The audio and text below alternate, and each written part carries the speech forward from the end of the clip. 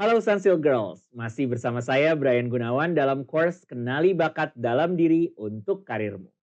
Setelah kita membahas tips mengetahui bakat dan kedelapan tipe kecerdasan majemuk dari video sebelumnya, sekarang kamu mungkin sudah mendapatkan bayangan yang lebih spesifik mengenai bakat yang kamu miliki.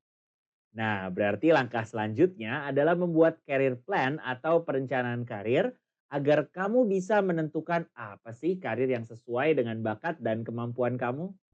Pertama-tama, kenali jenis-jenis pekerjaan yang sesuai dengan bakat kamu. List down atau rinci berbagai pilihan pekerjaan yang sesuai dan cari tahu lebih detail job desk atau uraian tugasnya apa untuk pekerjaan-pekerjaan tersebut. Misalnya, kamu ternyata cocok untuk bekerja di bidang finance atau keuangan. Nah, kamu bisa cari tahu lagi dengan lebih rinci pekerjaannya seperti apa. Apakah misalnya kamu ingin menjadi personal finance yang mengurus financial untuk individu? Atau corporate finance di mana kamu mengurus dana perusahaan untuk kegiatan bisnisnya? Selain itu, cari tahu juga peran tersebut ada di perusahaan-perusahaan apa saja, beserta latar belakang perusahaannya sebelum kamu apply. Kamu bisa melakukan berbagai hal untuk mendapatkan informasi terkait pekerjaan yang cocok dengan kamu. Di antaranya, riset melalui portal-portal karir di internet, menghubungi para profesional yang bersangkutan melalui telepon, mengirimkan email kepada pihak yang bersangkutan untuk mendapatkan informasi, membuat janji temu untuk mendengar cerita pengalaman mereka mengenai pekerjaan tersebut, hingga terjun langsung dalam pengalaman magang atau observasi di tempat pekerjaan tersebut.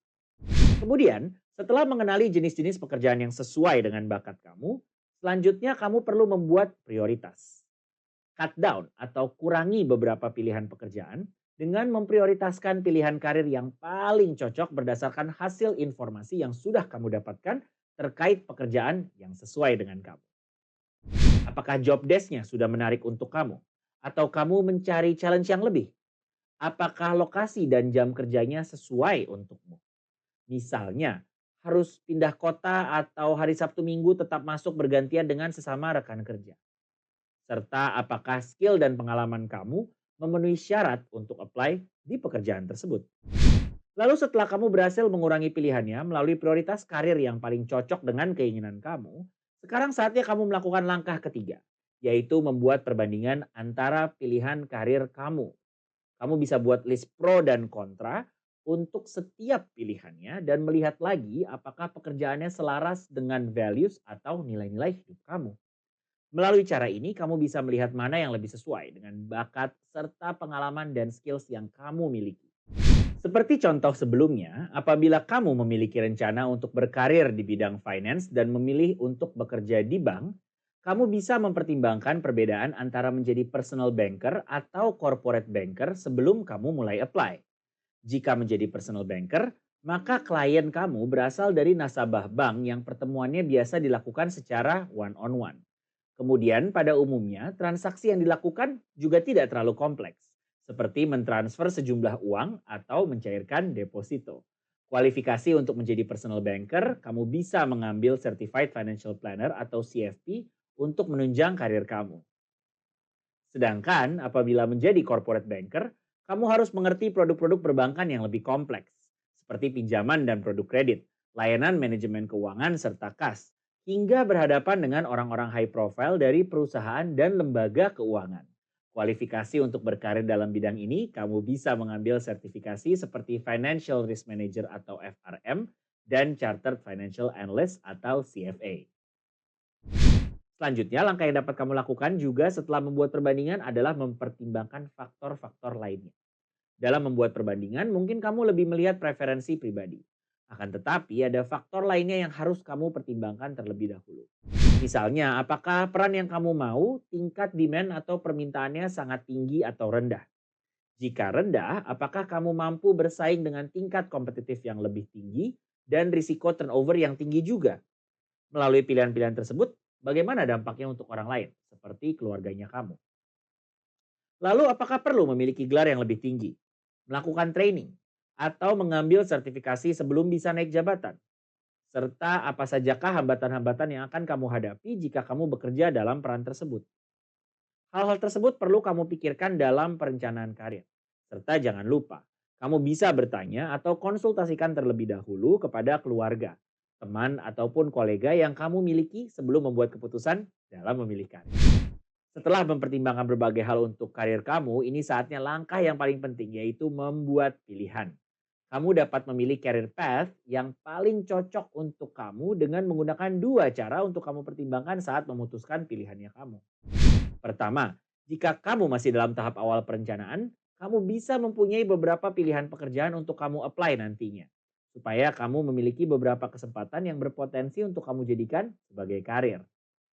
Yang kedua, kamu bisa membatasi pilihan kamu menjadi satu hingga dua pilihan saja agar kamu dapat lebih fokus nantinya saat persiapan proses aplikasi. Nah, sesudah kamu membuat pilihan, langkah berikutnya adalah membuat perencanaan SMART goals yang dapat dibagi menjadi short term goals, yaitu perencanaan yang bisa dicapai dalam setahun, dan long term goals, yaitu perencanaan yang bisa dicapai dalam jangka waktu 1 sampai 5 tahun. Sunsilk Girls mungkin baru dengar kata SMART goals. SMART goals merupakan kriteria dalam menyusun target masa depan. Kriteria SMART ini terdiri dari specific, measurable, attainable, realistic, dan timely. Pertama, spesifik. Buatlah career goals kamu menjadi spesifik. Jangan membuat goals kamu terlalu umum dan nantinya menjadi ambigu. Karena target ini memang secara pribadi untukmu sendiri. Sesuai dengan latar belakang dan motivasi kamu. Goals yang spesifik juga akan lebih besar kesempatannya untuk diwujudkan. Kedua, measurable. Pastikan career goals kamu juga measurable atau dapat diukur. Karena dengan tahu kriteria untuk mengukur goals, kamu jadi tahu progres atau kemajuan seperti apa yang sudah kamu lakukan. Dan apakah kamu masih berada di jalur yang benar. Selain itu, mengukur goals juga dapat membuatmu jadi punya pijakan baru saat kamu berhasil mencapai short term goals. Dan kamu jadi punya arahan untuk mencapai pijakan atau goals berikutnya yang nantinya akan membantu kamu mencapai long term career goals kamu. Yang ketiga dan keempat adalah attainable dan realistic. Pastikan goals kamu juga harus attainable atau dapat dicapai dan juga realistis. Jangan buat career goals terlalu mudah atau terlalu sulit untuk dicapai. Jika goals kamu dibuat secara realistis, kamu bisa membayangkan dan memvisualisasikan langkah-langkah untuk mewujudkannya. Serta yang terakhir, timely. Buatlah goals yang timely atau memiliki kerangka waktu agar kamu mempunyai gambaran berapa lama kamu akan naik jabatan atau kapan waktu yang tepat untuk pindah mencari ilmu dan pengalaman baru. Nah, setelah semua langkah sudah dilakukan, langkah terakhir adalah membuat career action plan. Apa tuh maksudnya? Arti kata action di antara kata career dan plan adalah tindakan apa saja yang akan diambil untuk mencapai career goals-nya kamu. Kamu bisa bertanya pada diri kamu, apa sih yang akan membantu kamu mencapai career goals kamu? Seperti pendidikan, skills, dan pengalaman yang kamu punya. Apakah kamu sudah memiliki atau mempersiapkannya? Jika belum, hal-hal apa nih yang harus kamu lakukan untuk mencapai career goal kamu? Seperti contoh sebelumnya, jika kamu ingin menjadi banker, dari manakah kamu akan mulai? Apakah kamu akan apply menjadi staff dulu? Atau masuk melalui program manajemen training? Lalu, apakah kamu memiliki background pendidikan di finance? Kalau iya, berarti kamu sudah selangkah lebih maju. Apabila kamu pernah magang di bank sebelumnya, berarti kamu juga sudah memiliki gambaran seperti apa lingkungan kerja di bank. Namun jika kamu bukan dari finance dan tidak ada pengalaman magang, maka apa saja nih yang harus kamu pelajari supaya kamu tidak tertinggal saat mulai bekerja? Serta apa saja nih hard skills dan soft skills yang harus kamu miliki?